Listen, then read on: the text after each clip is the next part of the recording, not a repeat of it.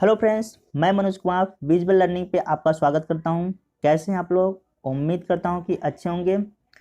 तो आज हम देखेंगे कि जो टेट का एग्ज़ाम है, जो अभी बच्चे जिसकी तैयारी कर रहे हैं, अभी एग्ज़ाम आने वाला है, उसमें जो मैथ्स का पार्ट होता है, गणित का पार्ट होता है, उसको हम कैसे सॉल्व करें, कैसे उसमें भी अच्छे मार्क्स इकट्ठा कर पाएँ, क्या क्या क्वेश्चन उसमें पूछा जाता है, कैसे क्वेश्चंस बन सकते हैं, उन सब पर हम बात करेंगे इस वीडियो में।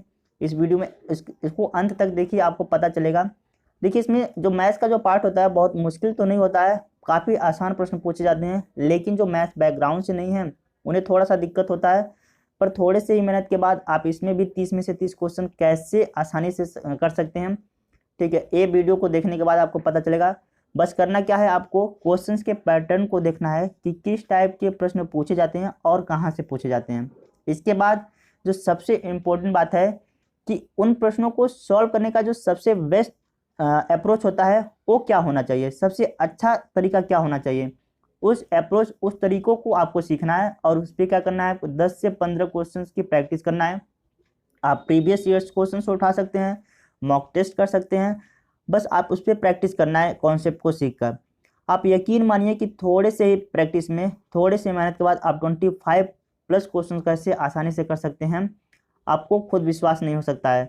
तो इस वीडियो में आपको क्या मिलने वाला है, सबसे पहले तो हम आपको रिसेंटली अभी 2019 का जो टेट का एग्जाम हुआ था उसमें किस टाइप के प्रश्न पूछे गए थे, ठीक है, उसको हम दिखाते हैं। और साथ साथ में उन प्रश्नों को कैसे सॉल्व करते हैं, क्या सबसे बेस्ट तरीका होगा, उस पर भी हम बात करेंगे। और इम्पोर्टेंट बात कि आगे किस टाइप के प्रश्न और बन सकते हैं उन पर भी हम फोकस करेंगे। आप इन 30 प्रश्नों को देखिए और आप कैसे इन प्रश्नों को सॉल्व करते हैं और इस वीडियो में कैसे इन प्रश्नों को सॉल्व किया गया है उसको भी देखिए। फिर आप जान पाएंगे कि इस टाइप के जो प्रश्न होते हैं एग्जाम में हम कैसे सोच सकते हैं, कैसे सॉल्व कर सकते हैं। आपको 100% इस वीडियो से बहुत सारे नए तरीके पता चलेंगे जो कि मैथ्स में बहुत अच्छे मार्क्स लाकर आपको देंगे। तो चलिए सबसे पहले क्वेश्चन की बात करें। क्या है पहला क्वेश्चन, क्या पूछा गया था? चलिए क्वेश्चन नंबर फर्स्ट की बात करें तो हमसे पूछा जा रहा है कि एक पाइथागोरस त्रिक ज्ञात कीजिए। मीन्स ट्रिपलेट हमसे पूछा जा रहा है जिसकी सबसे छोटी संख्या क्या है, 8 है। क्वेश्चन को हमने डायरेक्ट क्वेश्चन पेपर से ही उठाया, इसलिए यहाँ पे 91 लिखा गया है, क्योंकि जो मैथ का पोर्शन था वो 91 से स्टार्ट हुआ था। तो पाइथागोरस त्रिक क्या हो जाएगा, ऑप्शन नंबर 4, 8, 15, 17 एक पाइथागोरस त्रिक है, एक ट्रिपलेट है। अब होता क्या चीज़ है ये पाइथागोरस त्रिक? देखिए, एक समकोण त्रिभुज में आप जानते हैं कि ये जो कर्ण होती है सबसे बड़ी भुजा होती है, ठीक है, और इसका जो स्क्वायर होता है, वर्ग होता है, इन दोनों छोटे भुजाओं के स्क्वायर के योग के बराबर होता है। समझ पा रहे हैं? अगर जो जो भी संख्या इस रूल को फॉलो करती हैं उन संख्याओं को हम ट्रिपलेट बोलते हैं, ठीक है, पाइथागोरस त्रिक बोलते हैं। अब देखिए यहाँ पे 8 का स्क्वायर हो जाएगा 64, 15 का स्क्वायर हो जाएगा 225, और ये बड़ी वाली संख्या की स्क्वायर के बराबर होनी चाहिए।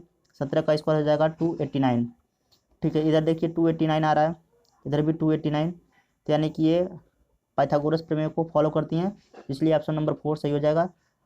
आप कहेंगे कि ऑप्शन नंबर 3 भी इस चीज़ को फॉलो करती हैं, लेकिन यहाँ पे देखिए क्वेश्चन में हमसे कहा गया है कि सबसे छोटी संख्या 8 होनी चाहिए, जबकि इसमें इस ट्रिपलेट में जब सबसे छोटी संख्या क्या है, 6 है। समझ पा रहे हैं? इसलिए ये ऑप्शन गलत हो जाएगा। उम्मीद करता हूँ कि ये चीज़ें आप समझ पाए होंगे। और इम्पोर्टेंट ट्रिपलेट देख लेते हैं कौन कौन से हैं। जैसे कि 4 3 5 हमारे पास एक ट्रिपलेट है, 8 15 17 एक हमारे पास ट्रिपलेट है, 12 35 37 एक ट्रिपलेट है। और दूसरा ग्रुप देखिए 5 12 13, 7 24 25 और 9 40 41, ये ऐसे ट्रिपलेट हैं जिनसे लगातार क्वेश्चन एग्जाम में पूछे जाते हैं, ठीक है। तो ये चीज़ें आप याद रख सकते हैं डायरेक्ट। तो उम्मीद करता हूँ कि ये चीज़ें आपको समझ आया होगा। बढ़ते हैं नेक्स्ट क्वेश्चन की तरफ। चलिए दूसरा क्वेश्चन हमारे पास है, हमें एक संख्या दे रखा है, इस संख्या के बीच में एक अंक गायब करके क्या लिख दिया गया है, जेड लिख दिया गया है। कह रहा है कि इस जेड का मान बताइए अगर इस संख्या 9 से क्या हो रही है, विभाजित हो रही है, कट रही है। तो बहुत आसान क्वेश्चन है, जिन्हें 9 की विभाजिता का नियम पता है वो आसानी से इस क्वेश्चन को कर पाएंगे। 9 की विभाजिता का नियम कहता क्या है कि कोई संख्या 9 से कटेगी अगर इन संख्याओं का अंकों का योग क्या है, 9 से कटता है। जैसे मान लीजिए हमारे पास एक संख्या है, ये संख्या 9 से कटेगी अगर इनके अंकों का योग क्या है, 9 से कट रहा है। तो मतलब इनके अंकों को जोड़ लेते हैं, अगर ये जोड़ जो है वो 9 से कट रहा है तो ये संख्या भी 9 से कटेगी। आप देख रहे हैं 7 2 9 और 6 3 9 मतलब 18 आ गया।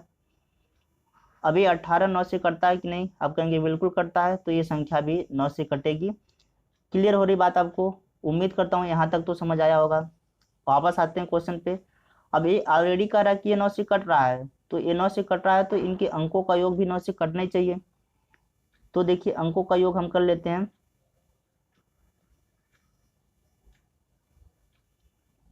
ये देखिए अब इस क्वेश्चन में क्या है, ठीक है, जहाँ पे 9 बनता है उसको पहले से ही काट सकते हैं। जैसे 8 और 1 9 बन गया, ऐसा क्यों होता है कहेंगे तो अलग से हम इसके बारे में डिस्कस कर देंगे। अब यहाँ पे हो गया 7 4 11, 11 प्लस जेड। अब देख रहे हैं कि 11 में क्या जोड़ दें कि ये 9 से कट जाए। आप कहेंगे कि 7 और जोड़ दें तो 18 हो जाएगा, जो कि 9 से कट जाता। तो यानी कि जेड की जगह पे क्या होना चाहिए था, 7 होना चाहिए था। ऑप्शन नंबर फर्स्ट सही आंसर होगा। उम्मीद करता हूँ आप इसको समझ पाए होंगे।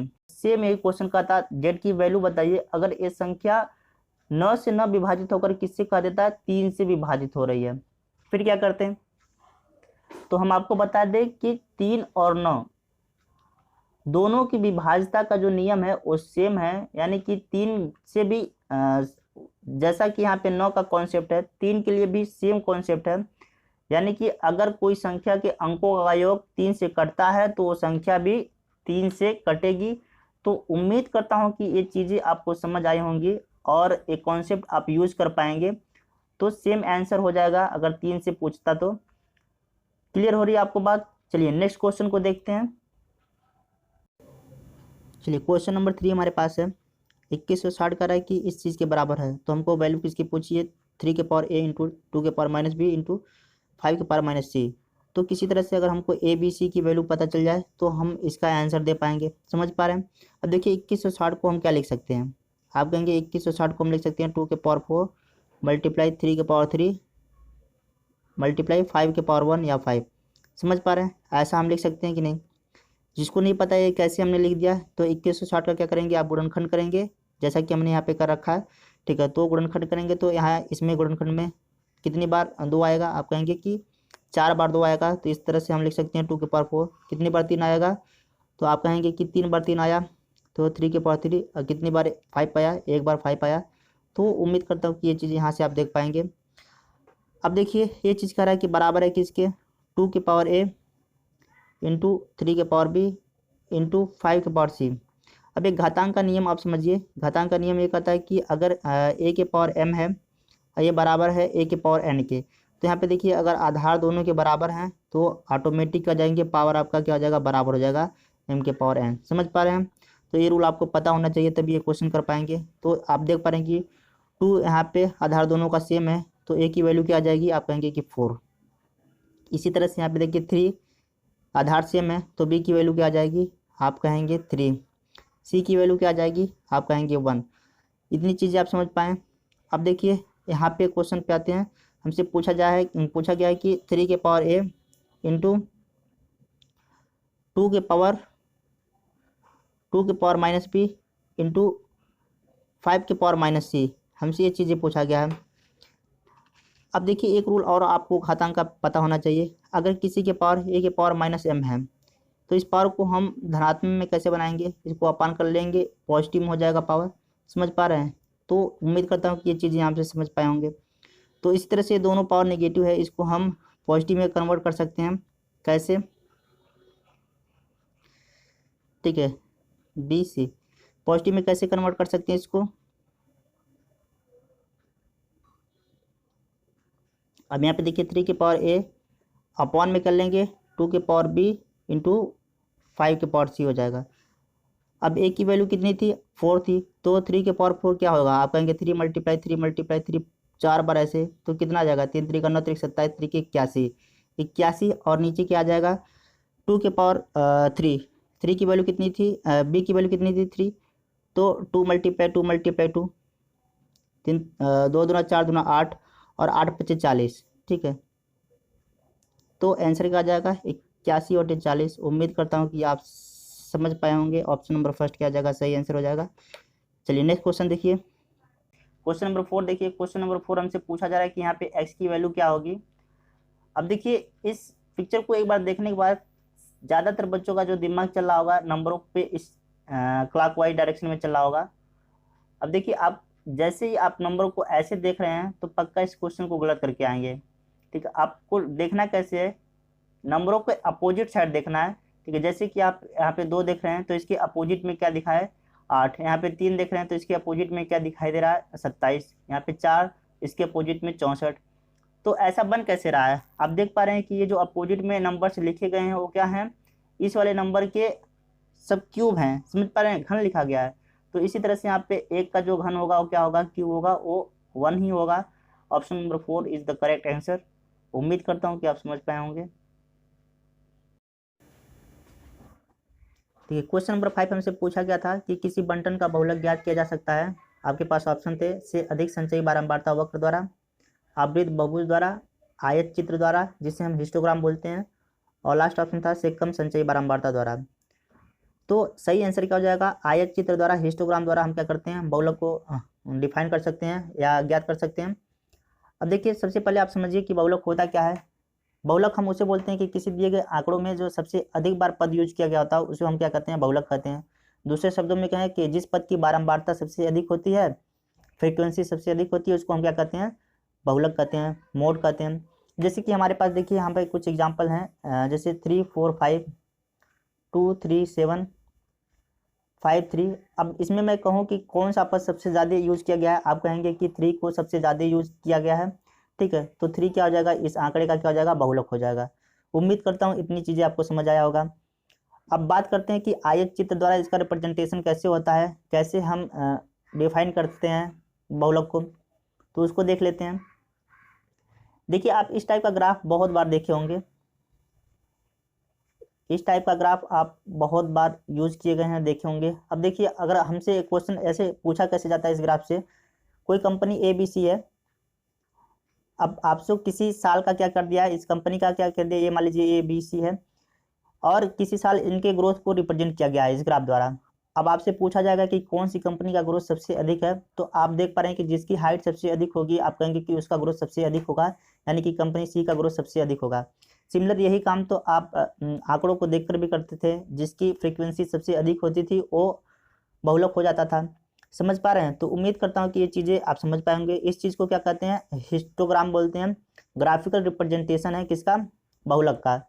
उम्मीद करता हूँ कि ये चीज़ें समझ आया होगा। बाकी ऑप्शन पे नज़र डालते हैं तो वो क्या हमको बताता है, क्या सिखाता है। देखिए से अधिक संचयी बारंबारता वक्र, वक्र क्या होता है इसको समझते हैं।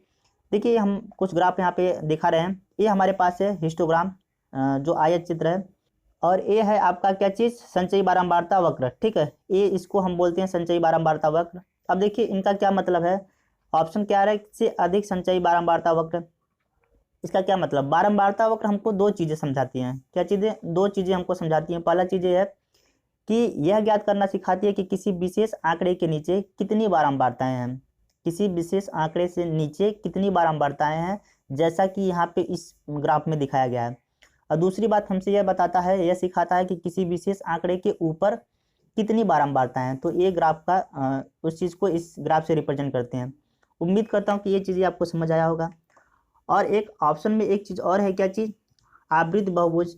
तो इसका जो ग्राफिकल रिप्रेजेंटेशन है कुछ इस हिसाब से होता है। और ये चीज़ें क्या करने के लिए यूज करते हैं, ये चीज़ें हम मध्यमान यूज करने के लिए करते हैं, समझ पा रहे हैं, मीन यूज करने के लिए ये चीज़ करते हैं। तो उम्मीद करता हूँ कि आपको यहाँ से बहुत सारी चीज़ें सीखने के लिए मिला होगा। बढ़ते हैं नेक्स्ट क्वेश्चन की तरफ। क्वेश्चन नंबर 6 हमसे क्या पूछा गया था कि एक आयत की लंबाई में 60% की वृद्धि करने पर उसकी चौड़ाई में कितने % की कमी करनी होगी, जिससे कि आयत का जो क्षेत्रफल है वो बदले ना। बहुत अच्छा क्वेश्चन है, इस टाइप का क्वेश्चन बार बार पूछा जाता है, लैंग्वेज थोड़ी सी चेंज कर देता है। क्या अप्रोच लगाएंगे, कैसे करेंगे इसको। अब देखिए अगर हमारे पास दो क्वांटिटी ए और बी दे रखा है, तो क्वेश्चन कैसे पूछेगा कि ए को बढ़ाया जा रहा है तो बी को हम कितना कम करें कि जो रिजल्ट है हमारे पास वो क्या है, वो सेम रहे, इस पर कोई प्रभाव ना पड़े। दूसरी बात ये पूछेगा कि ए को अगर कम किया जाए तो बी को हम कितना बढ़ा दें कि रिजल्ट हमारा क्या रहे, सेम रहे, उस पर कोई प्रभाव ना पड़े। दोनों केसेस में रिजल्ट को सेम रख रहा है। अब पक्का है कि एक क्वांटिटी को बढ़ा रहे हैं तो दूसरे को घटाना पड़ेगा रिजल्ट को सेम रखने के लिए। इसी तरह से अगर एक को घटा रहे हैं तो दूसरे को बढ़ाना पड़ेगा रिजल्ट को सेम रखने के लिए। अब मान लीजिए कि ए को क्या किया जा रहा है, X% बढ़ाया जा रहा है, तो जितना बढ़ाया गया उसको क्या करेंगे 100 में अपॉन करके 100 में जोड़ लेंगे और डायरेक्ट मल्टीप्लाई कर लेंगे किससे, 100 से। ठीक है, ये डायरेक्ट फार्मूला है दूसरी क्वांटिटी को निकालने के लिए, समझ पा रहे हैं। अगर यही चीज़ घटाया जाता तो यहाँ पे माइनस कर लेते हैं। क्लियर हो रही बात। क्वेश्चन पे वापस आते हैं। अब मान लीजिए 60% बढ़ाया जा रहा है तो 60 अपॉन, हमने कहा 100 में इसको जोड़ लीजिए अपन में, तो 160 हो जाएगा। अब यहाँ पे मल्टीप्लाई 100 से, 0 से 0 कैंसिल हो जाएगा। यहाँ पे 3 2 जा 8 2 जा कितना आ गया, 300/8। जब इसको डिवाइड करेंगे तो क्या आ जाएगा, 37.5%। उम्मीद करता हूँ कि ये चीज़ें आपको समझ आया होगा। क्वेश्चन की लैंग्वेज को कैसे चेंज करता है, ठीक है, कैसे चेंज करता है आप देखिएगा। अब देखिए, अगर मान लीजिए आप 5,000 कमाने वाले एक व्यक्ति हैं, आपका खर्चा पूरे इस 5,000 से चलता है, ठीक है। जिस समय चीनी क्या थी, सस्ती थी, आप इतना चीनी महीने में लाते थे कि आपके यहाँ जो डेली 3 टाइम चाय बनता था। 5,000 में आपको घर चलाना था। अब देखिए चीनी को क्या किया गया, चीन नहीं है भाई, चीनी को क्या किया गया, अचानक इसका रेट बढ़ गया। रेट बढ़ गया तो 5,000 आप अभी भी कमा रहे हैं। अब क्या करना पड़ेगा कि आपके यहाँ खर्च को कम करना पड़ेगा। ये जहाँ 2-3 टाइम डेली चाय बनता था, अब हो सकता है कि 1 टाइम बनने लगे। समझ पा रहे हैं, ताकि हमको घर तो इसी में चलाना है 5,000 में, तो खर्च को हल्का सा कम करना पड़ेगा। क्वेश्चन ऐसे पूछेगा कि बताइए कि अगर चीनी का रेट हमने X% वृद्धि कर दिया तो खपत में कितना कमी करनी पड़ेगी कि जिससे कि हमारा जो खर्च है वो सेम रहे, अप्रभावित रहे, उस पर कोई फर्क ना पड़े। तो सेम कॉन्सेप्ट हमारा यहाँ पे यूज होगा। यही क्वेश्चन देखिए, लैंग्वेज चेंज हो गया। उम्मीद करता हूँ कि ये चीज़ें समझ पाए होंगे। ठीक है, चलिए बढ़ते हैं नेक्स्ट क्वेश्चन की तरफ। चलिए 7 नंबर क्वेश्चन देखिए, बहुत ही आसान क्वेश्चन पूछा गया था। घन का कह रहा है कि आयतन है वो उसकी भुजाओं की लंबाई के योग के बराबर है, तो घन का संपूर्ण पृष्ठ का क्षेत्रफल हमसे पूछा गया था। बहुत आसान है। अब देखिए, आप जानते हैं कि जो घन का आयतन होता है क्या होता है, घन का आयतन होता है ए क्यूब, मीन्स भुजा का क्यूब।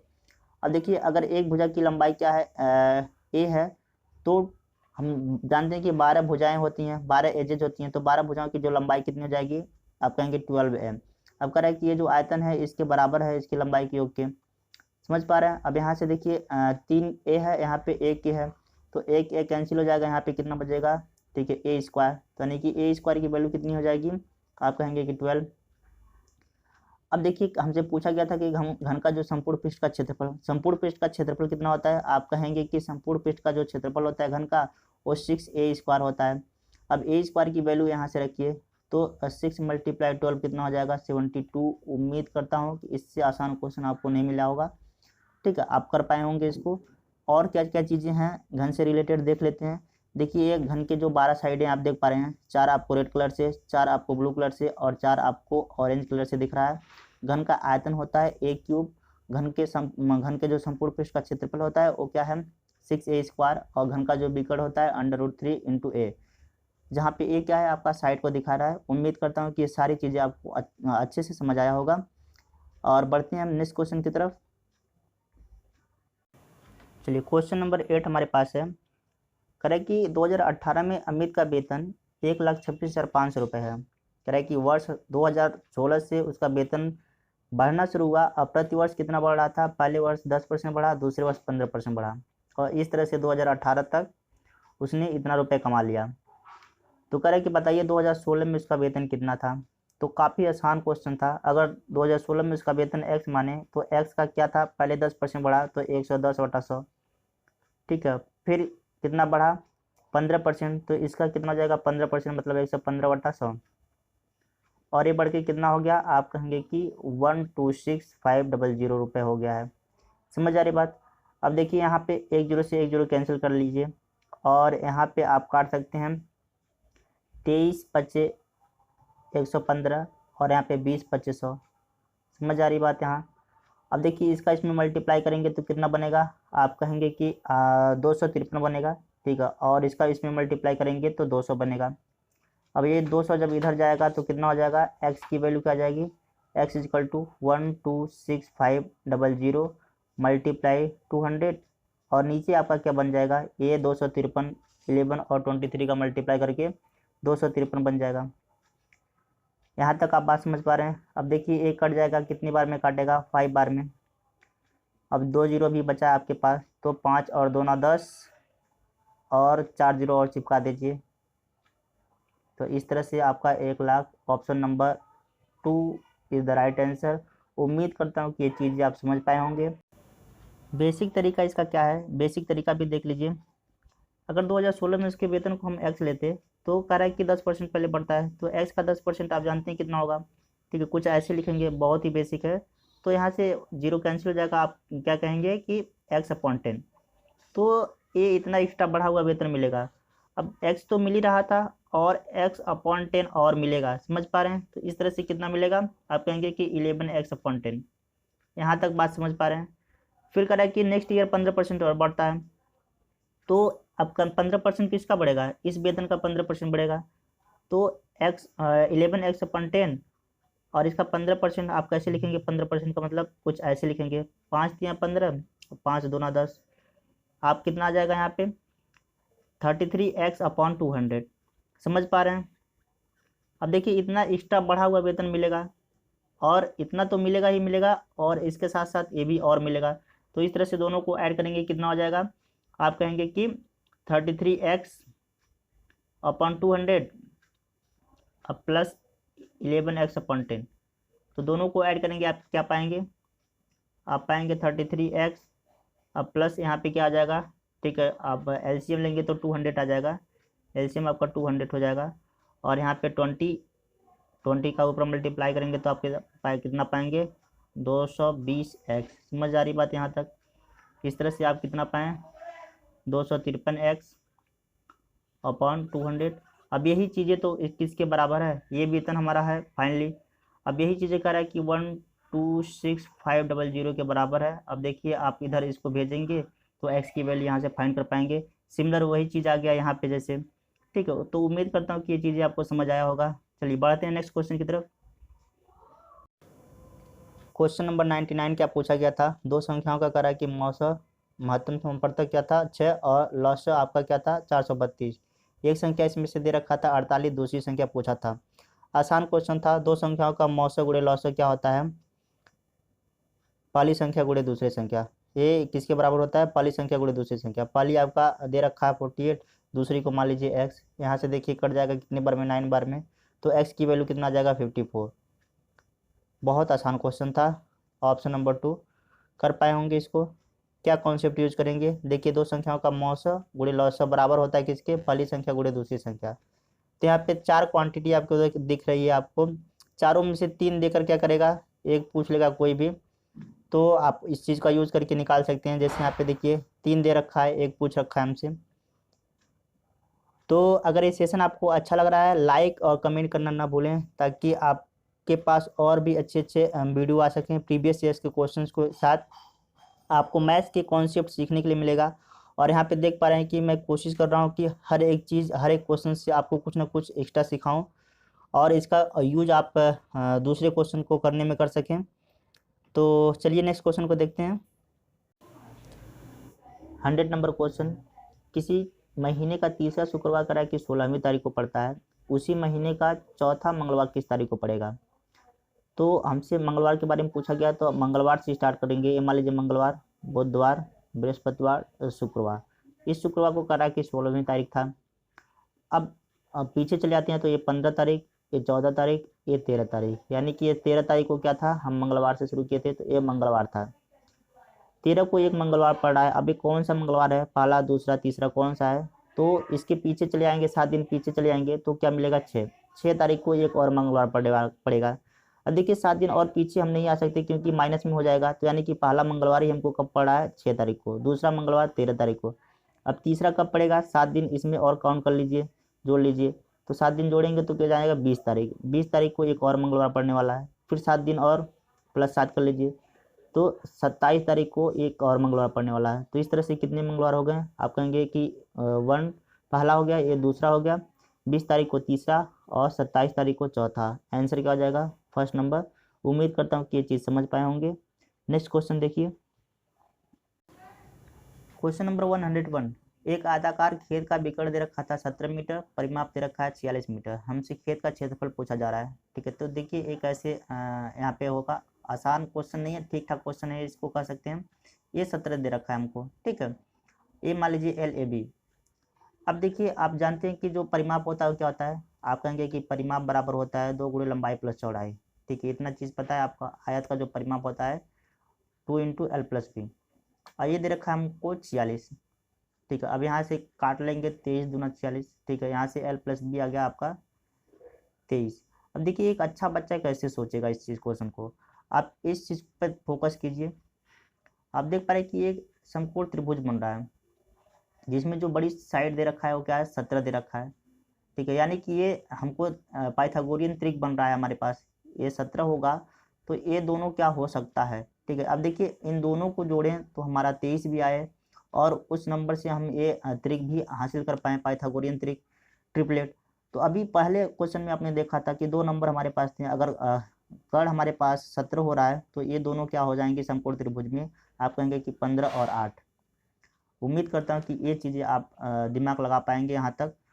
अब ये चीज़ें क्या हो जाएगा, जो हमसे क्षेत्रफल पूछा है, क्षेत्रफल होता क्या है, आप कहें कि लंबाई गुणे चौड़ाई। ठीक है, ये आयत का क्षेत्रफल होता है, दोनों का मल्टीप्लाई डायरेक्ट करेंगे तो 120 आ जाएगा। उम्मीद करता हूँ कि ये चीज़ आप समझ पाए होंगे। जो इस चीज़ को नहीं सोच पाएंगे वो क्या करेंगे। अब देखिए इस क्वेश्चन को और कैसे कर सकते थे। आप जानते हैं कि यहाँ पे ए एल और बी है। ठीक है, ये एल और बी। अब पाइथागोरस प्रमेय के अनुसार जानते हैं कि L square plus B square बराबर कितना हो जाना चाहिए, 17 का स्क्वायर। 17 का स्क्वायर 289। समझ पा रहे, ये चीज़ आपको पता है। पीछे आप एल प्लस बी आप देखें कितना था, 23। ठीक है, यहाँ से एल प्लस बी आप 23 देखे थे। ठीक है, अब देखिए दोनों का क्या कर लीजिए, स्क्वायर कर लीजिए। इसका पूरा का क्या कर लीजिए, दोनों साइड स्क्वायर कर लेंगे तो L square plus B square plus 2LB बराबर कितना हो जाएगा, 23 का स्क्वायर हो जाएगा 529। समझ पा रहे हैं, 529। अब यहाँ पे L square plus B square की वैल्यू यहाँ से रख सकते हैं, यानी कि कितना रखेंगे 289। अब इसको इधर भेजेंगे तो क्या हो जाएगा, माइनस हो जाएगा, यानी कि हमारे पास क्या बचेगा 2LB इज इक्वल टू कितना हो जाएगा, 529 में से 289 जाएगा तो कितना बचेगा, आप कहेंगे 240। ठीक है, और ये देखिए कट जाएगा 120। एल इंटू बी क्या आ जाएगा, आप कहेंगे कि 120। आप समझ पा रहे हैं कि यहाँ एल इंटू बी क्या है, क्षेत्रफल ही तो है। ठीक है, यहाँ से भी ये चीज़ आप कर पाएंगे। उम्मीद करता हूँ कि ये दोनों चीज़ें आप समझ पाएंगे। ये जो सोच पाता है डायरेक्ट यहाँ से आंसर ला सकता है, अदरवाइज आपके पास ये चीज़ें ऑप्शन है ही। ठीक है, चलिए नेक्स्ट क्वेश्चन देखिए। 102 हमारे पास क्वेश्चन है, 2 के पावर -1, फिर इन सबके पावर क्या है -1। तरह कि इनके सिंप्लीफिकेशन से जो नंबर हमको प्राप्त होगा वो क्या होगा, थोड़ा सा कॉन्सेप्चुअल क्वेश्चन है यहाँ पे देखिए। अब देखिए यहाँ पे थोड़ा सा इसको जब सॉल्व करेंगे, ठीक है, 2 के पावर -1 और फिर इन सब के पावर -1 है, तो ये देखिए घातांक का एक रूल आपको पता होना चाहिए, ए के पावर अगर m है और फिर इन सब के पावर क्या है n, तो देखिए ये जो पावर होते हैं वो क्या होते हैं, आपस में मल्टीप्लाई हो जाते हैं, यानी कि ए के पावर m इंटू n हो जाता है। सिमिलर यहाँ पर भी यही कॉन्सेप्ट यूज करेंगे हम। अब क्या हो जाएगा, 2 के पावर -1 फिर मल्टीप्लाई -1, तो ये माइनस माइनस क्या हो जाएंगे, प्लस हो जाएंगे, और 1 1 का मल्टीप्लाई 1, यानी कि 2 के पावर क्या हो जाएगा 1। इस तरह से हमको क्या मिलेगा 2।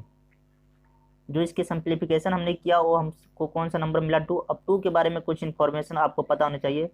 पहला कह रहा है कि ये अभाज्य संख्या है, तो जो सबसे स्मॉलेस्ट जो प्राइम नंबर होता है, सबसे छोटा अभाज्य संख्या वो 2 होता है, आप याद रखेंगे। तो पहली बात एकदम बिल्कुल सही है।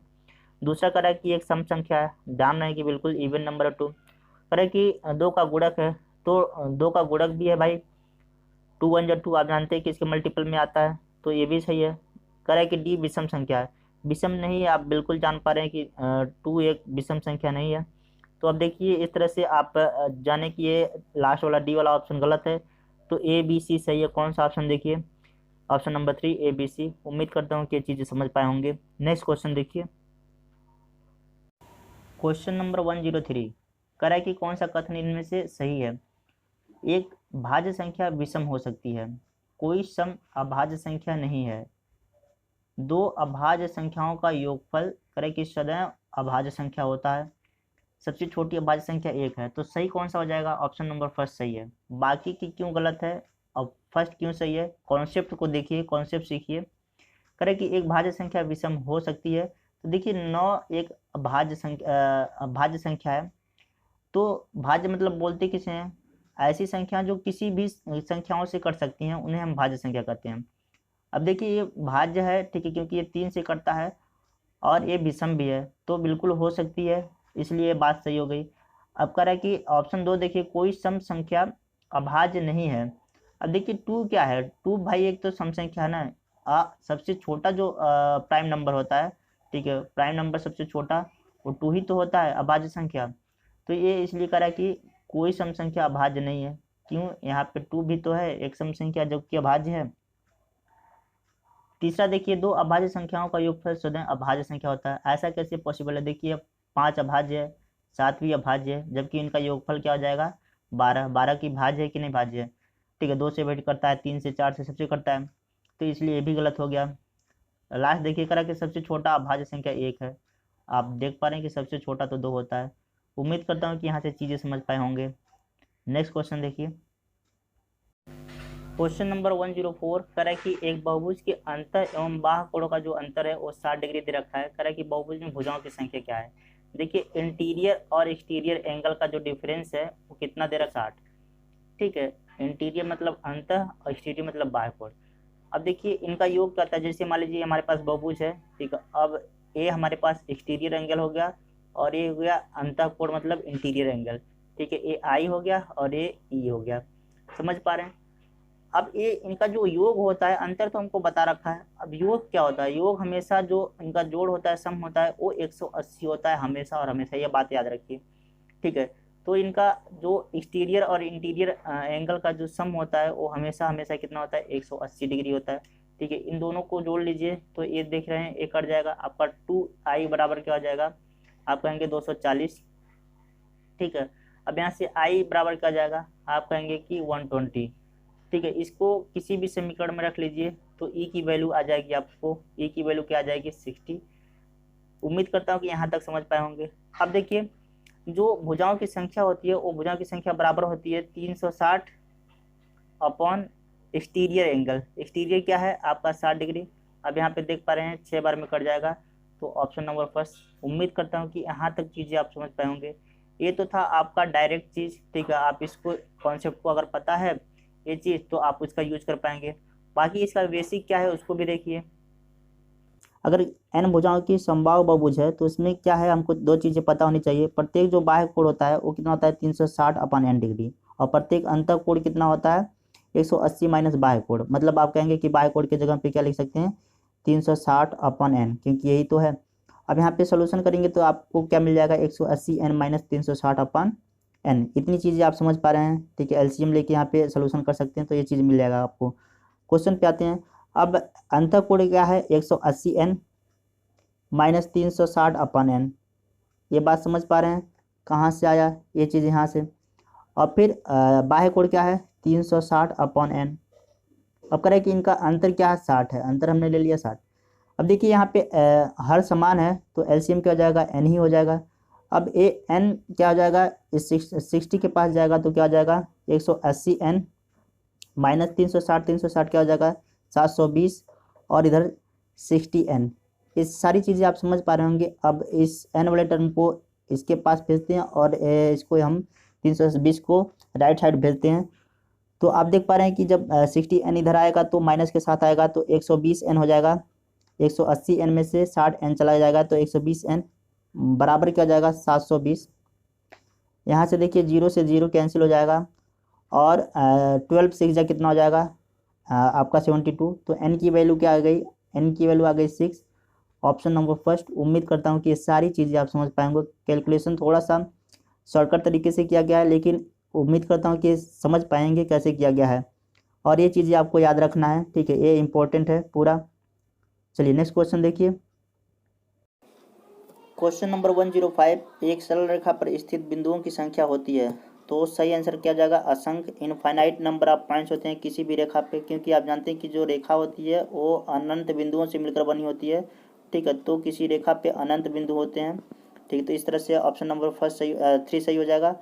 अगर क्वेश्चन पूछा जाता है हमसे कि दो बिंदु दे रखे हैं, इनसे कितनी रेखाएं खींची जा सकती हैं, तो सही जवाब हो जाता है कि केवल एक रेखा खींची जा सकती है।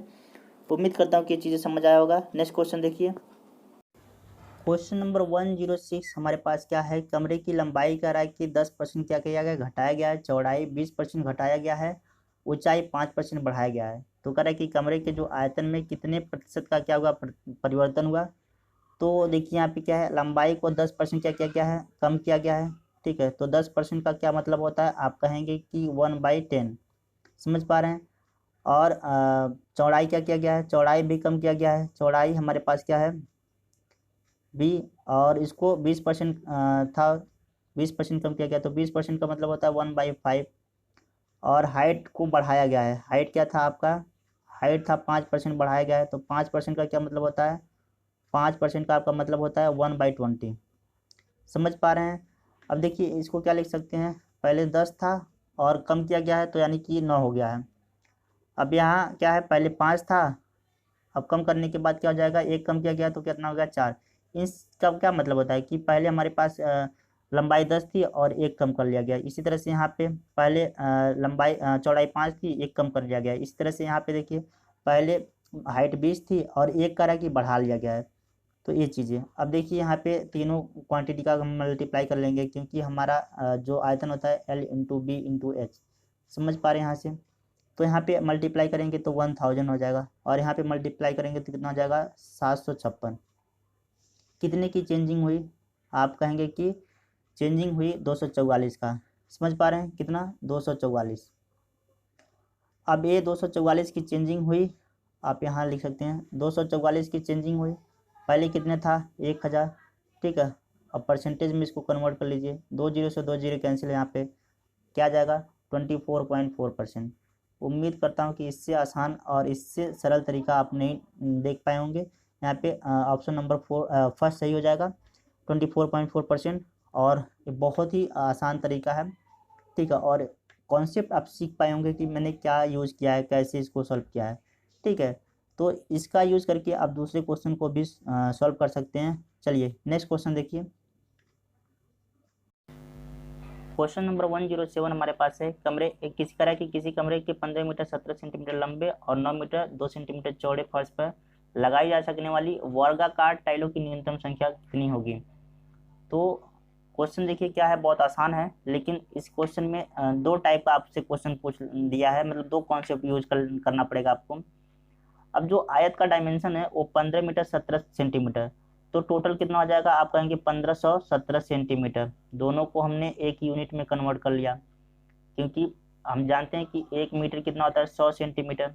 ठीक है, तो 15 मीटर कितना आ जाएगा, 1500 सेंटीमीटर, और 17 और जोड़ लीजिए। इसी तरह से बी क्या आ जाएगा, ये आपका एल है, बी हो जाएगा आपका 902 सेंटीमीटर। यहाँ तक किसी को कोई दिक्कत। तो ये देखिए डायमेंशन आ गया। अब हमको वर्गाकार जो टाइल्स है उसके डायमेंशन के बारे में कुछ नहीं पता है, तो उसका डायमेंशन कैसे निकालेंगे। उसका डायमेंशन इन दोनों का क्या होगा, मौसा होगा, SCF होगा। क्लियर हो रही बात। तो इन दोनों का हम क्या करेंगे, SCF निकालेंगे। 1517 को क्या लिख सकते हैं, आप कहेंगे कि हम लिख सकते हैं 37 × 41। ठीक है, और 902 को क्या लिख सकते हैं, आप कहेंगे कि 2 × 11 × 41। तो मौसम क्या हो जाएगा, आप देख पा रहे हैं कि जो कॉमन होता है SCF होता है। SCF आपका क्या हो गया, SCF आपका हो गया 41। अब ये 41 क्या है, वर्गाकार टाइल्स का डायमेंशन है। क्लियर हो रही बात आपको यहाँ तक। अब देखिए आप तो या तो गुणनखंड के द्वारा ऐसे SCF निकाल सकते हैं, या तो आप भाग विधि द्वारा SCF निकाल सकते हैं, दोनों तरीके से 41 आएगा। ठीक है, अब देखिए हमको पूछा जा रहा है कि न्यूनतम टाइल्स की संख्या कितनी होगी। तो क्या करेंगे, हमको अब वर्ग का भी डायमेंशन पता चल गया है 41, और आयत का तो पता ही था। क्या करेंगे, आयत का क्षेत्रफल डिवाइडेड बाई वर्ग का क्षेत्रफल। वर्ग के क्षेत्रफल से हम डिवाइड कर लेंगे तो क्या आ जाएगा, आपका न्यूनतम टाइल्स की संख्या आ जाएगी। आयत का क्षेत्रफल कितना होगा, L × B। ठीक है, क्या होगा, L × B, और इसका क्या हो जाएगा, भुजा का स्क्वायर। तो L क्या था, 1517, मल्टीप्लाई B क्या था, 902, अपॉन में क्या जाएगा, 41 है, तो 41 × 41। यहाँ तक आप चीज़ें समझ पा रहे हैं। ये देखिए कट जाएगा कितनी बार, 37 बार, और ये कितनी बार में कट जाएगा, 22 बार में। ठीक है, तो इस तरह से कितना आ जाएगा आपका 814। ठीक है 814। उम्मीद करता हूँ कि आप समझ पाएंगे। ऑप्शन नंबर 3 अच्छा क्वेश्चन था। ठीक है, चलिए आपको एक सारे कॉन्सेप्ट पता होने चाहिए। नेक्स्ट क्वेश्चन पे आते हैं। चलिए क्वेश्चन नंबर 108 की बात करें। हमारे पास है 2153 के पावर 167 करें कि इसके गुणनफल में इकाई का स्थान क्या होगा। तो इकाई का स्थान निकालने के लिए हमको क्या करना पड़ेगा, इस संख्या में इकाई के स्थान पे फोकस करना पड़ेगा। ठीक है, तो इकाई का स्थान है 3 और इसके पावर 167 हम लिख सकते हैं, क्योंकि इसी से हमको इकाई का स्थान मिलने वाला है। अब देखिए फर्दर इसको हम क्या लिखेंगे, 3 के पावर 4 और इन सब के पावर क्या होगा 41। अब फिर मल्टीप्लाई क्या होगा 3 के पावर 3। ठीक है, यानी कि इस पावर को हमने क्या किया 4 के मल्टीपल में यहाँ कन्वर्ट कर लिया। ऐसा क्यों किया गया है, 3 के पावर 4 क्या होता है, 3 के पावर 4 होता है 81, यानी कि लास्ट में क्या मिल गया 1 मिल गया। ठीक है, यानी कि 3 के पावर 4 या इसका कोई भी मल्टीपल हो तो हमें क्या बना कर दे देता है, लास्ट में 1 ही देता है। ये पूरा का पूरा हमको क्या बना कर दे देगा 1 बना कर दे देगा। और 3 के पावर 3 क्या हो जाएगा 27। तो क्या आ जाएगा 27, लास्ट में क्या मिलेगा 7। ऑप्शन नंबर फर्स्ट सही हो जाएगा। उम्मीद करता हूँ कि ये चीज़ समझ पाए होंगे। अब क्या कॉन्सेप्ट यूज होता है, ये सारी चीज़ें हम देखेंगे। चलिए कॉन्सेप्ट को देखते हैं। कह रहा है कि अगर किसी संख्या में हमें इकाई के स्थान पे क्या मिल जाते हैं 0 1 5 6 मिल जाते हैं, तो उस केसेस में पावर चाहे जो भी हो, हमको इकाई का स्थान हमेशा और हमेशा यही नंबर मिलने वाले हैं। मीन्स बदलेगा ही नहीं, हो चाहे जो भी पावर लगा लो। समझ पा रहे हैं, यानी कि उस केसेस में जो इकाई का स्थान रहेगा वो क्या रहेगा सेम रहेगा, बदलेगा नहीं। क्लियर हो रही बात। दूसरी बात देखिए, दूसरा जो रूल है हमारे पास क्या है, कह रहा है कि अगर संख्या में इकाई के स्थान पे हमें क्या दिख जाए 2 4 8 दिख जाए और पावर क्या हो जाए घात जो है 4 हो जाए या 4 का मल्टीपल हो जाए, तो उस केसेस में इकाई का स्थान जो मिलेगा हमेशा 6 मिलेगा, याद रखिएगा। अब आप कोशिश कीजिएगा कि जब भी इकाई का स्थान 2 4 8 मिले तो पावर को 4 या 4 के मल्टीपल के रूप में हम बदल लें। समझ पा रहे हैं, ताकि आपको इकाई का स्थान पता चल जाएगा कंफर्म कि वो 6 ही होगा। क्लियर हो रही बात। नेक्स्ट देखिए तीसरा रूल क्या करा है कि अगर संख्या में हमें इकाई के स्थान पे 3 या 7 दिख जाएं, जैसे कि हमको क्वेश्चन में दिख गया था, ठीक है, तो उस केसेस में क्या हो, जो घात 4 हो या 4 का मल्टीपल हो, तो जो इकाई का स्थान तब क्या मिलेगा हमेशा और हमेशा 1 मिलेगा। यही रीजन है कि हमने क्या किया, इस पावर को 4 के मल्टीपल में कन्वर्ट कर लिया था। ठीक है, ताकि हमको ये पूरा का पूरा क्या मिल जाता, पता चल जाता है कि क्या होने वाला है 1 होने वाला है। भाई इतना 1 हो गया तो 1 की पावर चाहे जो भी लगा लो 1 ही आएगा। समझ आ रही बात। अब देखिए लास्ट रूल हमारे पास है, कह रहा है कि अगर इकाई के स्थान पे 9 हो जाए तो घात क्या हो, अगर सम मिलता है हमको तो इकाई का स्थान जो मिलेगा 1 मिलेगा, और अगर घात हमको विषम मिलता है तो इकाई का स्थान हमको 9 मिलेगा। ये पूरा कॉन्सेप्ट आप याद रखेंगे, हर एक क्वेश्चन कर पाएंगे इकाई के स्थान से रिलेटेड। समझ आ रही बात। चलिए नेक्स्ट क्वेश्चन देखिए।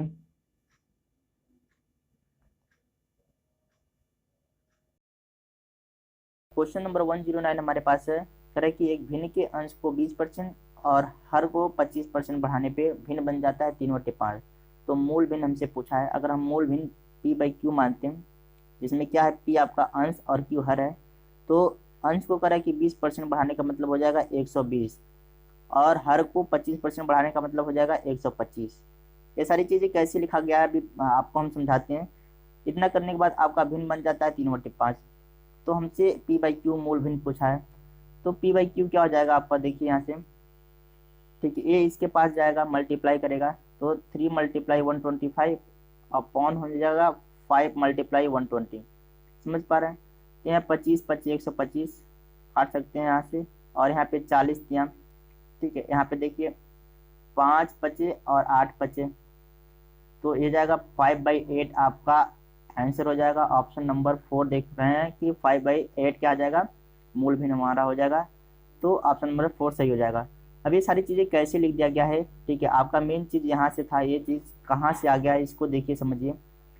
अब देखिए अगर बेसिक चीज़ है हमारे पास ये भिन्न अगर मानते हैं P/Q है तो अंश को 20% और हर को 25% बढ़ाने का क्या मतलब हो गया। देखिए यहाँ पे 20% का मतलब होता है 20/100। अब इस तरह से यहाँ पे आ गया ये हमारा 20P/100, ये इतना बढ़ाया गया है। परसेंटेज में कहें तो 20% और इस तरह से कहें तो हम 20P/100 बढ़ाया गया। समझ पा रहे हैं। तो बढ़ने के बाद अब भिन्न कितना बन गया 120P/100। यहाँ तक चीजें समझ आप पा रहे हैं।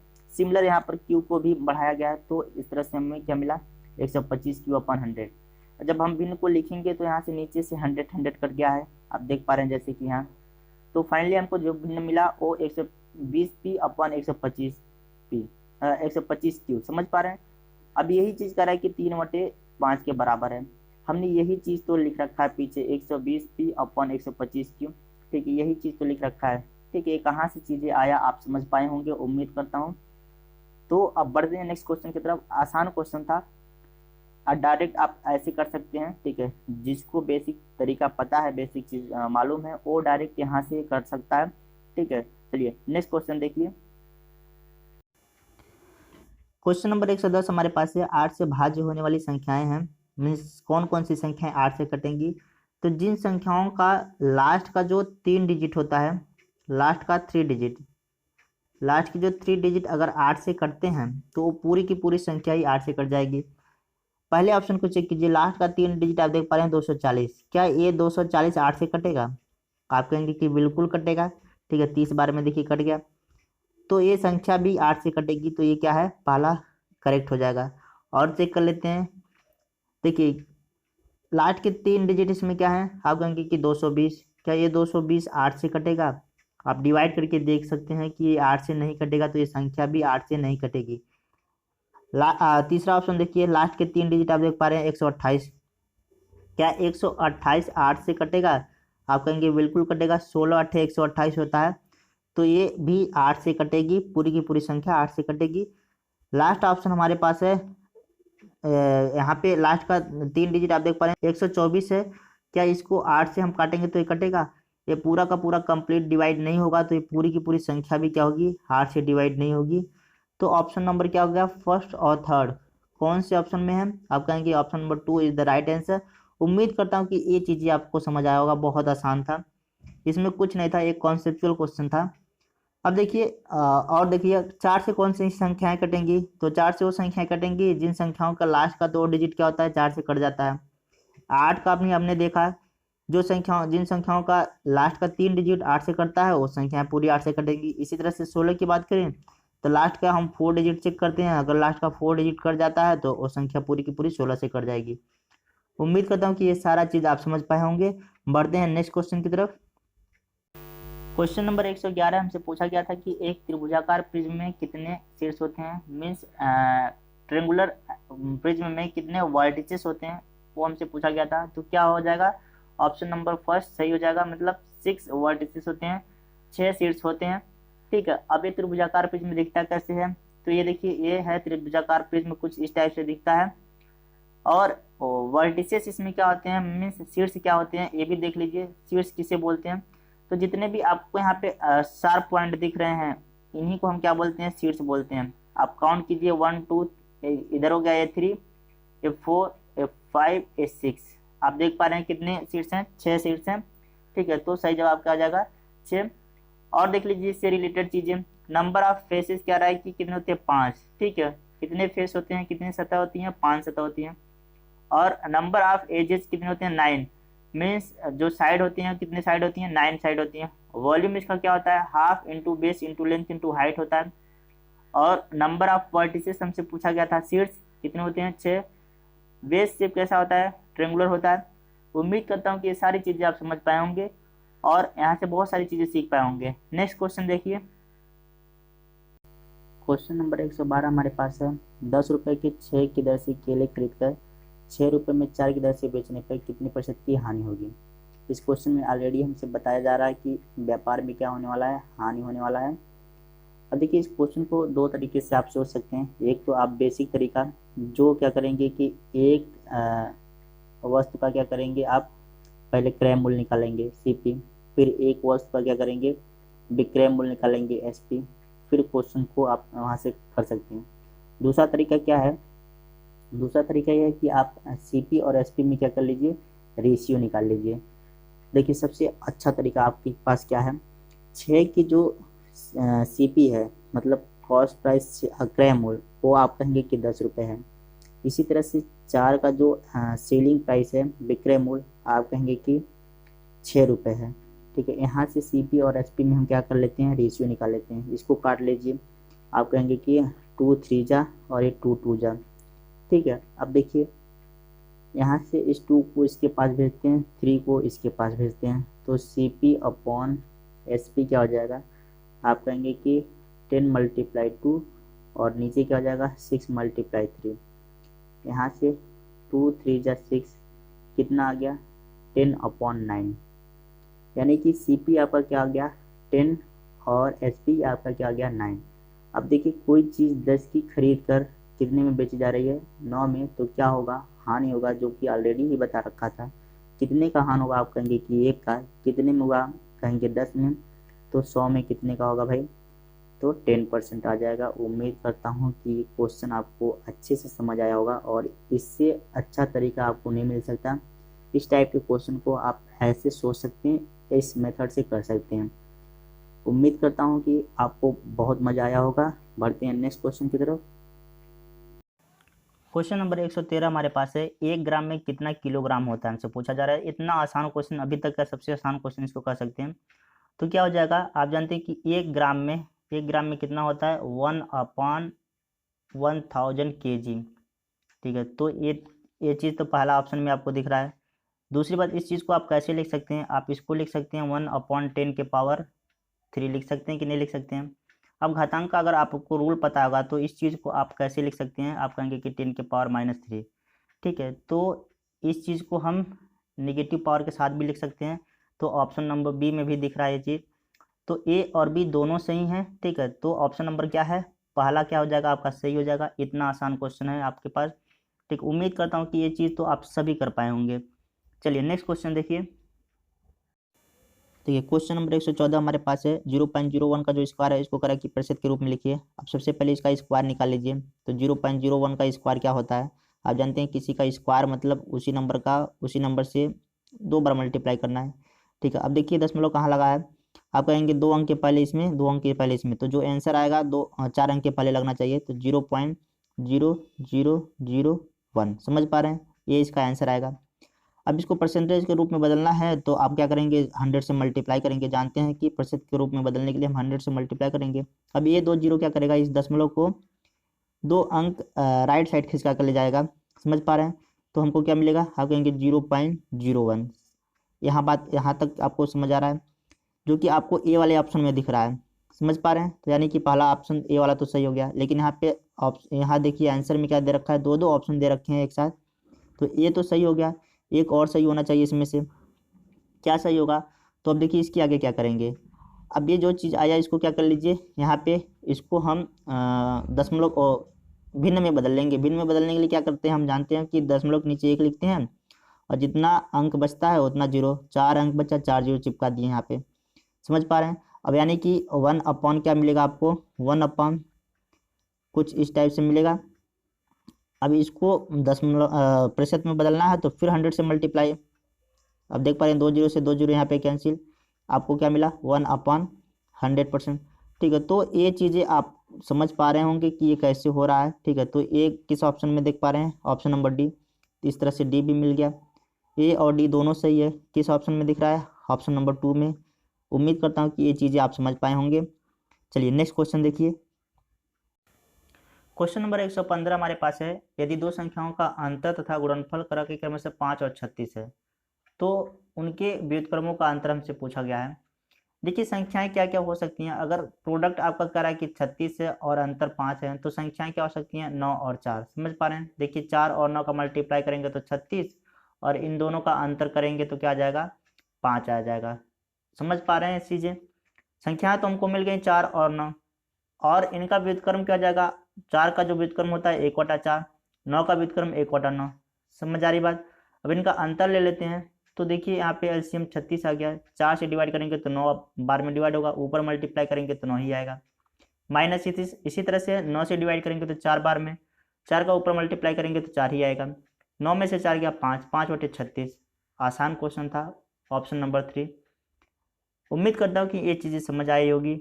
अगर ये चीज़ें आप सोच नहीं पाते हैं संख्याएं, तो फिर क्या करेंगे, तो आपके पास बेसिक तरीका है। बेसिक तरीका क्या है, क्वेश्चन में दे रखा है दो संख्याओं का अंतर, हमने दो संख्या ले लिया ए और बी, अंतर है 5। और दूसरी क्या है, ठीक है, उनका प्रोडक्ट कर रहा है कि गुणनफल कर रहा है कि यहाँ पे क्या है 36 है। अब यहाँ पे देखिए ए की वैल्यू आप निकाल लीजिए, ठीक है, ए की वैल्यू या बी की वैल्यू, किसी की भी वैल्यू निकाल के इस वाले इक्वेशन में रख लीजिए, आपका बन जाएगा द्विघात समीकरण। यहाँ से ए और बी की वैल्यू आप ढूंढ पाएंगे आसानी से। फाइनली वही आपको मिलेगा 4 और 9 ही मिलेगा। समझ आ रही बात, वही संख्याएं मिलने वाली हैं। तो आप ऐसे भी कर सकते हैं। उम्मीद करता हूँ कि ये चीज़ें आपको समझ आया होगा। बढ़ते हैं नेक्स्ट क्वेश्चन की तरफ। क्वेश्चन नंबर 116 हमारे पास है, यदि a प्लस बी अपन सी बराबर b प्लस सी अपन ए बराबर c प्लस ए अपन बी बराबर k है, तो k का मान हमसे पूछा है। देखिए पहली बात तो आप देखिए a प्लस बी अपन सी करा कि k है, ठीक, हमने k लिख दिया। अब इसी को इधर भेजते हैं तो आपको क्या मिलेगा, आप कहेंगे कि a plus B is equal to C के, मिलेगा कि नहीं, ठीक है। अब देखिए सिमिलरली इसी तरह से हम क्या करेंगे, ठीक है, अगर इसको हम k के बराबर रखते हैं तो आप कहेंगे कि b plus C is equal to A के मिलेगा।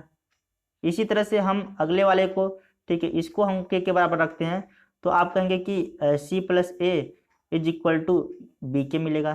क्लियर हो रही बात। अब आप इधर वाले लेफ्ट वाली साइड को जोड़ लीजिए आपस में, राइट वाली साइड को आपस में जोड़ लीजिए, तो आप क्या पाएंगे, आप पाएंगे कि यहाँ पे देखिए एक ए यहाँ पे दिख रहा है और एक ए यहाँ पे दिख रहा है। इसी तरह से एक बी यहाँ पर और एक बी यहाँ पर, एक सी यहाँ पर और एक सी, मतलब डबल डबल सब हैं। तो यानी कि 2a हो जाएगा, 2b हो जाएगा, 2c हो जाएगा, होगा कि नहीं, यानी कि 2 सब में मिलेगा आपको, तो 2 कॉमन ले लीजिए, तो इस तरह से a प्लस बी प्लस सी मिलेगा, ठीक है। और इधर क्या मिलेगा, के सब में है, के को बाहर ले लेंगे तो आपको क्या मिलेगा, के बाहर लेंगे तो a प्लस बी प्लस सी मिलेगा, a प्लस बी प्लस सी, ठीक है। उम्मीद करता हूँ कि ये चीज़ें आप समझ पा रहे होंगे, ठीक है। इसको थोड़ा सा हम इधर करते हैं, तो यहाँ पे क्या मिलेगा, सी मिलेगा, ठीक है। अब ये देखिए a प्लस बी प्लस सी, इधर भी a प्लस बी प्लस सी, दोनों कट जाएंगे, k की वैल्यू क्या मिल गई, आप कहेंगे कि 2। इतना आसान क्वेश्चन था, ऑप्शन नंबर कहाँ है, 4। उम्मीद करता हूँ कि ये चीज़ें आपको समझ आया होगा, मज़ा आ रहा होगा आपको। वीडियो को लाइक करना ना भूलें और चैनल को सब्सक्राइब कर लें, ताकि इस तरह से आपको मैथ्स के अच्छे अच्छे अप्रोच मिलेंगे सीखने के लिए, और टेट आप बिल्कुल आसानी से निकाल पाएंगे। टेट हो गया, सी टेट हो गया, सुपर टेट के लिए भी बहुत ही इंपॉर्टेंट ये सारी चीज़ें आपके लिए हैं। कॉन्सेप्ट आपको पता रहेगा, क्वेश्चन फटाफट करते रहेंगे आप। चलिए बढ़ते हैं नेक्स्ट क्वेश्चन की तरफ।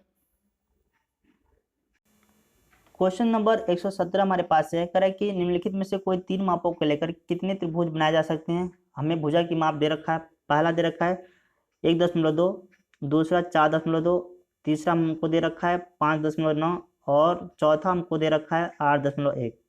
करें कि इनको लेकर हम कितने त्रिभुज बना सकते हैं। देखिए त्रिभुज बनाने के कंडीशन क्या होते हैं, क्या किसी भी 3 मापों को लेकर हम त्रिभुज बना सकते हैं, तो ऐसा बिल्कुल नहीं है। अगर हमारे पास ए बी सी, जिसमें सी सबसे क्या है, बड़ी भुजा है, समझ पा रहे हैं, तो इन मापों से हम त्रिभुज तभी बना सकते हैं जब इन दोनों छोटे भुजाओं को जोड़ें, ए प्लस बी को जोड़ें, तो इनका जोड़ तीसरी वाली भुजा से बड़ी आ जाए, समझ पा रहे हैं, तब तो त्रिभुज बनेगा, नहीं तो नहीं बनेगा। अब देखिए स्टार्टिंग के अगर हम इन 3 भुजाओं को ले लेते हैं तो आप देख पा रहे हैं कि इसमें सबसे बड़ी भुजा आप कहेंगे कि ये है, तो इनका जो जोड़ है दोनों का ना, इस वाली भुजा से बड़ी आनी चाहिए। आप देख पा रहे हैं कि ये क्या है, आएगा आपका कितना आ जाएगा, 5.4 आएगा, ठीक है, जो कि क्या है, छोटा है किससे, 5.9 से। तो इन तीनों भुजाओं से त्रिभुज बिल्कुल नहीं बन सकता है, यानी कि इन तीनों भुजाओं को तो नहीं ले सकते। लास्ट के 3 साइडों को अगर हम ले लें, यानी कि यहाँ से हम शामिल कर लें, तो आप देख पा रहे हैं कि इसमें बड़ी भुजा 8.1 है, तो इन दोनों को अगर जोड़ें तो तीसरी वाली से बड़ी आनी चाहिए। आप जोड़िए तो आएगा 10.1, जो कि क्या है, बड़ा है किससे, तीसरी वाली साइड से। तो केवल और केवल एक ही त्रिभुज बनाया जा सकता है इन साइडों को लेकर, इन भुजाओं के माप से केवल हम एक ही त्रिभुज बना सकते हैं। तो ऑप्शन क्या हो जाएगा, ऑप्शन देखिए, option number 3 is the right answer, केवल एक त्रिभुज बना सकते हैं। उम्मीद करता हूं कि एक कॉन्सेप्ट आपको पता होगा और एक क्वेश्चन आप कर पाए होंगे। चलिए नेक्स्ट क्वेश्चन देखिए। क्वेश्चन नंबर 118 की बात करें, कह रहा है कि एक भिन्न का जो हर है अंश के 2 गुने से 1 अधिक है। फिर क्या बोल रहा है कि अंश में 2 जोड़ने पर और हर में 3 घटाने पे हमको 1 मिलता है, तो मूल भिन्न बताइए। देखिए इस क्वेश्चन को ऑप्शन से कैसे सॉल्व करेंगे। देखिए अगर हर पे नजर डालिए तो कह रहा है कि हर अंश के 2 गुने से 1 अधिक होना चाहिए। इसमें देखिए अंश क्या है 2, इसका 2 गुना और 1 अधिक, 2 दूना 4 और 1 5, हर है, बिल्कुल सही है। दूसरे ऑप्शन पे देखिए हर है आपका 3, जो कि अंश के 2 गुने से 1 अधिक है, इसका 2 गुना हो जाएगा 2 और 1 अधिक 3, ये भी सही है। तीसरा देखिए, तीसरा क्या है, ठीक है, हर है 9, जो कि अंश के 2 गुने से 1 अधिक है, 4 दूना 8 और 1 9। यहाँ पे देखिए इसके 2 गुने से 1 अधिक नहीं है, ये गलत हो जाएगा साफ साफ। बचा हमारे पास 3 ऑप्शन। तो दूसरी बात देखिए और बता रखा है, करा कि अब बताइए कि अंश में 2 जोड़ने पर और हर में 3 घटाने पर हमको 1 मिलना चाहिए। तो ऑप्शन नंबर 3 पे नजर डालिए, अगर इसमें अंश में 2 जोड़ेंगे तो क्या मिलेगा 6, और हर में 3 घटाएंगे तो क्या मिलेगा, तब भी 9 में से 3 घटाएंगे तो 6 हो जाएगा। अब देखिए 6 से 6 क्या कट गया, कितनी बार में, 1 बार में। तो वही कह रहा है कितना मिलना चाहिए, 1 मिलना चाहिए। 1 मिल रहा है कि नहीं मिल रहा है, आप कहेंगे बिल्कुल मिल रहा है। तो option number 3 is the right answer, सही हो जाएगा। बाकी आप चेक कर सकते हैं, ठीक है, एक कंडीशन सेटिस्फाई नहीं होगा। तो ये चीजें हैं, बहुत आसान क्वेश्चन था। इसको बेसिक तरीके से कैसे करेंगे इसको भी देख लीजिए। अगर बेसिक तरीके की बात करें तो मान लीजिए अंश आपका क्या है, ए है, तो हर क्या हो जाएगा, करें कि हर होना चाहिए अंश के 2 गुने से 1 अधिक, इसका 2 गुना आप कहेंगे कि 2a, 1 अधिक मीन्स 1 जोड़ लेंगे। तो इस तरह से ए रहा अंश और ए रहा हर, भिन्न क्या बनेगी, आप कहेंगे a अपॉन 2a प्लस 1। यहाँ तक बात समझ पा रहे हैं। दूसरा स्टेटमेंट हमको कह रहा है कि अंश में 2 जोड़ना है और हर में 3 घटाना है, तो हमको 1 मिल रहा है। तो ये देखिए अंश में हमने 2 जोड़ दिया, हर में 3 घटा लिया, तो 1 हमको प्राप्त हो रहा है। समझ पा रहे हैं। अब इसको सॉल्व करेंगे तो a की वैल्यू निकल कर आएगी। यहाँ पे देखेंगे a प्लस 2, अंश तो ऐसे रहेगा, नीचे क्या आ जाएगा 2a माइनस 2। समझ पा रहे हैं, ठीक है। जब इसको सॉल्व करेंगे तो इज इक्वल टू 1, इसको इधर भेज देंगे तो a plus 2 is equal to 2a minus 2। A को ए के पास लाइए, 2 को 2 के पास भेजिए, तो ए की वैल्यू इस तरह से आपको मिलेगा कितना, 4। समझ पा रहे हैं। इसकी वैल्यू यहाँ पे पुट करेंगे तो आप देख पा रहे हैं कि यहाँ पे क्या जगह, 2 चौका 8 और 1 9, हर क्या मिल जाएगा आपका 9। समझ पा रहे हैं। इस तरह से भिन्न क्या मिला आपका, ठीक है, 4/9। उम्मीद करता हूँ कि ये बात भी समझ आया होगा। ऑप्शन नंबर 3 यहाँ से भी आप टिक कर सकते हैं। नेक्स्ट क्वेश्चन देखिए, क्वेश्चन नंबर 119 हमारे पास है, सिंप्लीफिकेशन का क्वेश्चन है। आसान क्वेश्चन है, काफ़ी मुश्किल तो नहीं है, आसानी से इसको कर पाएंगे। कैसे करेंगे, इसका क्या रूल होता है आपको पता होना चाहिए। आपने नाम सुना होगा बॉडी मास का, बॉडी मास, ठीक है। जिसको ये चीज़ें पता है आसानी से कर पाएगा। एक टर्म्स और जुड़ता है, आप उसको याद रखिए, क्या चीज़, वी बॉडी मास अब बोलते हैं इसको। वी क्या है, वैनिकुलम होता है, जिसको हम बोलते हैं बार ब्रैकेट्स, ठीक है, विनकुलम या बार ब्रैकेट्स भी बोलते हैं इसको। अब वी मीन्स होता है ब्रैकेट बी, जिसमें 3 टाइप के आपको ब्रैकेट देखते हैं। इसके भी ऑर्डर होते हैं, सबसे पहले छोटे ब्रैकेट को, फिर इस मझले ब्रैकेट को, फिर बड़े ब्रैकेट को हम सॉल्व करते हैं। फिर इसके बाद से आप जानते हैं ऑफ मीन्स मल्टीप्लाई, और डी डिवीजन, एम मल्टीप्लिकेशन, ए एडिशन और एस सब्ट्रैक्शन, ये सॉल्यूशन करने के ऑर्डर होते हैं।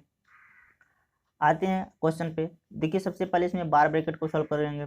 तो बार ब्रैकेट आपका क्या है, ठीक है, 13 से 7 पे लगा है, तो 13 में से 7 गया, आप कितना बचेगा, कहेंगे कि 6, यानी कि यहाँ हमको 6 मिल गया।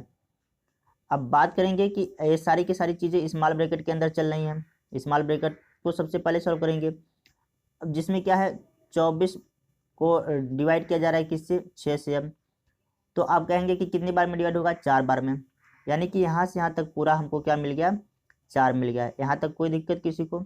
अब देखिए क्वेश्चन क्या बना, -9 माइनस, फिर करली ब्रैकेट आपका -8, और इधर क्या मिला, कहेंगे +4।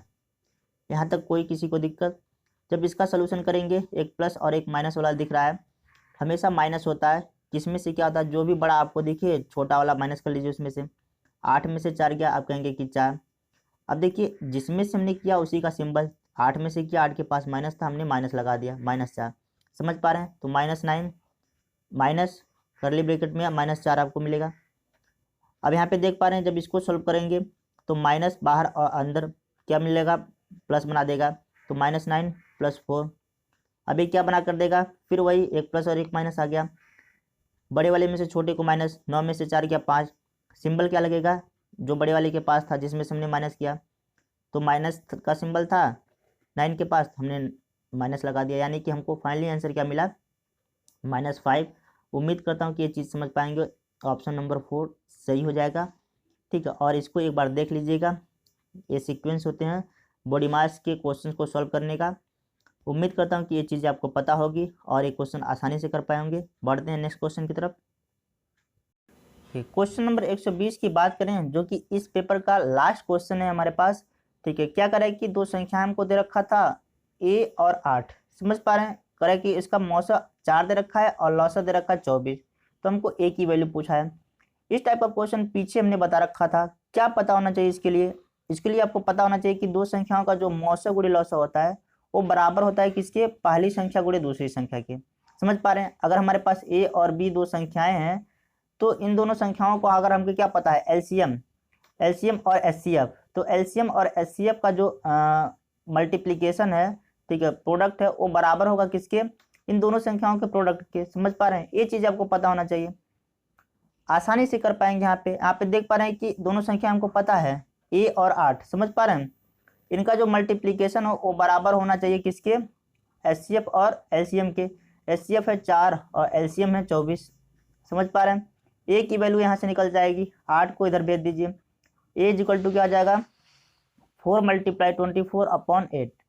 यहाँ पे देख पा रहे हैं 8 3 × 24, तो कितना जाएगा 12। ए की वैल्यू कितना जाएगी, 4 3 12। उम्मीद करता हूँ कि ये चीज़ें आसान था, बहुत आसान था, कर पाए होंगे। Option number 4। तो इस तरह से देख पाएँ कि कितने आसान क्वेश्चन पूछे जा रहे हैं। आप आसानी से आप 30 में 30 क्वेश्चन कर पाएंगे और बहुत सिंपल से क्वेश्चंस होते हैं, थोड़ी सी हल्की सी मेहनत करनी है आपको। और ये पूरे 30 क्वेश्चंस आप देख पा रहे हैं नए नए अप्रोच से कितना आसानी से सॉल्व किया गया है। जैसे ही एग्ज़ाम्स नज़दीक आता है मैं एक आध दो पेपर और आपसे डिस्कस करूंगा और क्या क्या अप्रोच हो सकते हैं, एक्सपेक्टेड क्वेश्चन क्या हो सकते हैं, किस टाइप के क्वेश्चंस और बन सकते हैं, सारे हम चीज़ें डिस्कस करेंगे। और ये सेशन आपको कैसा लगा, यहाँ से आप क्या सीखें, एक कमेंट बॉक्स में लिखना ना भूलें। और यहाँ पे देख पा रहे हैं कि हर एक क्वेश्चंस को कितने इजी वे में किया जा रहा है, कितने आसान तरीके से किया जा रहा है। आपको ऐसे ही वहाँ पे क्वेश्चन पेपर में एग्ज़ाम हॉल में सोचना है, क्वेश्चन को करना है। और ये वीडियो आप जितना हो सके उतना शेयर कीजिए। बस आज के लिए इतना ही, मिलते हैं नेक्स्ट वीडियो में और नए तरीकों के साथ, ठीक है, कुछ नए नए क्वेश्चंस के साथ। तब तक के लिए okay, bye bye, take care, जय हिंद, जय भारत, जय मातृभूमि।